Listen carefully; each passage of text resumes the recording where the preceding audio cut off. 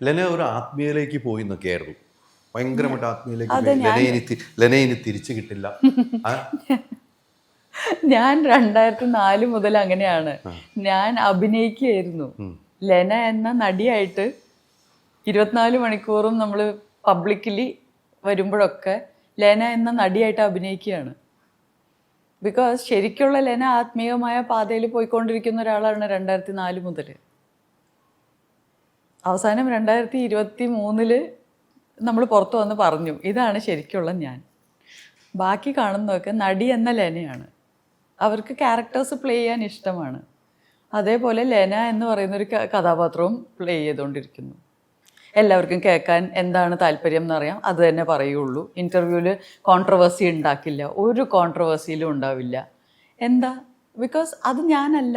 ഞാൻ ശരിക്കും എനിക്ക് പറയാനുള്ളത് പറഞ്ഞാൽ കോൺട്രവേഴ്സി ആവുകയും ചെയ്യും, വൈറൽ ആവുകയും ചെയ്യും. ഇപ്പോൾ മനസ്സിലായി തുറന്നു വിട്ടിരിക്കുന്ന പോലെയാണ് എന്ന പോലെ. ഞാൻ തന്നെ എന്നെ അവസാനം ഈ പുസ്തകം ഇറങ്ങിയപ്പോൾ ഞാൻ തന്നെ എന്നെ തുറന്നു വിട്ടതാണ്.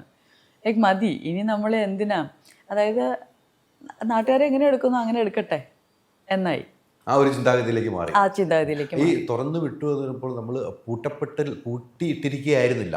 പക്ഷെ ഞാൻ എന്നെ പൂട്ടിയിട്ടിരിക്കുകയായിരുന്നു. നമ്മൾ സ്വയം പൂട്ടിയിട്ടിരിക്കുക. ഞാൻ തന്നെ അതാണ് എന്നെ തുറന്നു വിട്ടതും ഞാൻ തന്നെ.